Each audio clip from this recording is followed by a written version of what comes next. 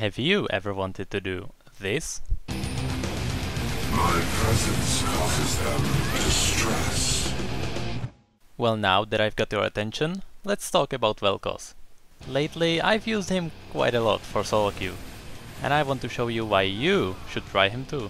First, let's talk about why he's great and why he isn't. The reason why I pick him in the first place is his hidden burst damage. I'm saying hidden because it surprises the enemy every time. His poke is really strong and it often leads to easy kills. He has above average crowd control, by which I mean 70% slow from his Q at all levels and a knock-up from his E. Just want to point out that this goes well with currently popular Yasuo.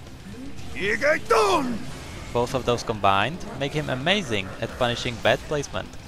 Since bad placement is what kills people in solo queue 80% of the time, mark this as really strong point. His base movement speed is one of the highest for mages. This helps him greatly with roaming. I will come back to this later, but he doesn't need a blue buff. Especially in solo queue, this may help your jungler a lot. I should also point out that he snowballs very easily and scales incredibly well into late game. Bonus points for instant auto attacks, which makes him the best champion for last hitting. He's also great at pushing lanes. Also, wind does not stop disintegration. On the other side, even though he's fast and he has good CC, he is weak against gap closers.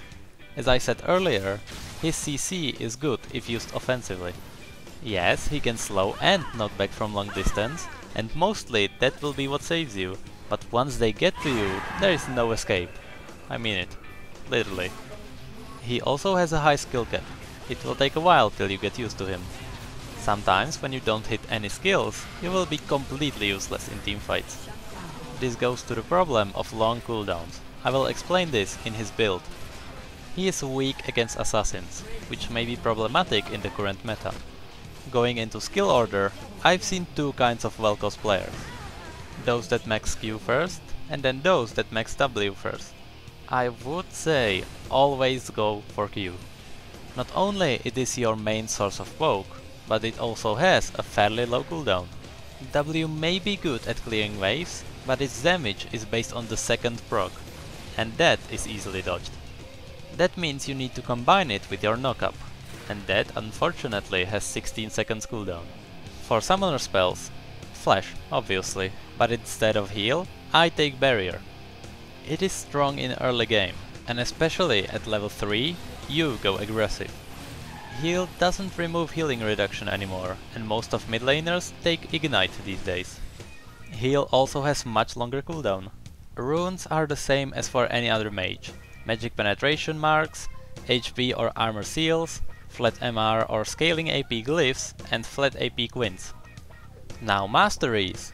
80% of the time you want to go 21-6-3. The reason for that is that you don't need any of the utility masteries. Maybe a little bit of the movement speed if you really want to roam.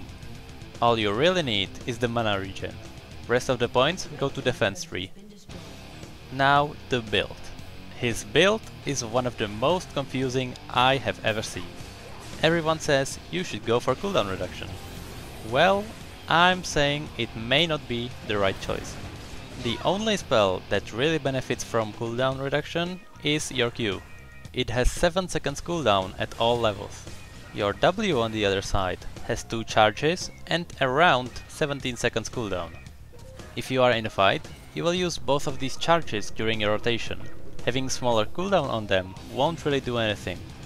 Your E has around 15 seconds cooldown, and your ultimate is just ultimate. Either way, you will just run around waiting for your cooldowns. So every Vel'Koz needs one mana item. You have two choices, Tier and Charlies. I personally prefer Tier. I usually get Charlies if I'm against AP assassins, LeBlanc, Kassadin or perhaps Akali, but otherwise I go for Tier. Often if you survive laning phase, the shield from Archangels is what makes it worth it. You can stack up the Tier very quickly, so you are basically choosing between cooldown reduction and magic resistance, and shield with the ability to never go out of mana, even if you spam your spells. Either way, finish the item later on, because what you really need is magic penetration. I mostly go for double Doran, Tear and magic penetration boots. That will allow you to roam while having decent damage. Don't forget that most of your damage comes from your passive. You don't have a great ability power scaling, but you have high base numbers on your abilities. That's why penetration is your friend. Next you need to get Leandris as soon as you can. It gives you more penetration that you need and a little bit of survivability. After that, little bit weird but effective, you need Void Staff. At that point, you should be able to melt just about anything. Rest of the build is up to you.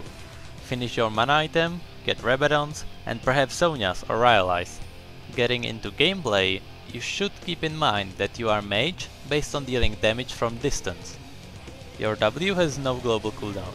That means that you can cast it while you're casting other abilities, apart from your ultimate. This will be the main source of applying the stacks of your passive.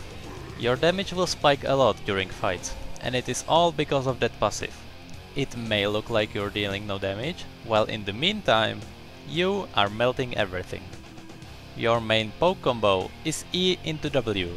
It doesn't really matter which one you cast first, because they go off almost at the same time.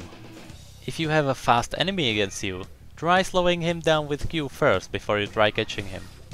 This combo will instantly procure true damage from your passive, and together it takes down solid 40% of the enemy health. Don't forget that your basic attacks refresh your passive's duration, so you can keep it up longer if you're poking with Q. Also, don't underestimate the damage of your ultimate. If you hit all the ticks of your Disintegration Ray, you get 1 free passive proc and 2 more stacks, so if you hit just 1 more spell, you will have another proc. The entire combo together will proc your passive 3 times. That is bonus 255 true damage at level 6. It may take a while to get used to his spells at the beginning. People usually try to dodge your Q by running towards you. Just remember to press it again while it's next to them. It has a large hitbox. I will just quickly point out that Vel'Koz is struggling against assassins. However, he is great against less mobile mages, which is most of them. Hopefully this guide will help you at least a little bit. I surely have a great time during my solo queue games. And you might too if you try him. Thank you for watching, feel free to post your opinion on Vel'Koz down below, like or subscribe if you like the video, and as always, thank you, come again. Cannon engaged. Yamato Cannon online.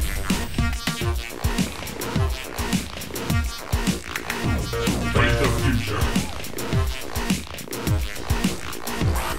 I'm gonna enjoy this.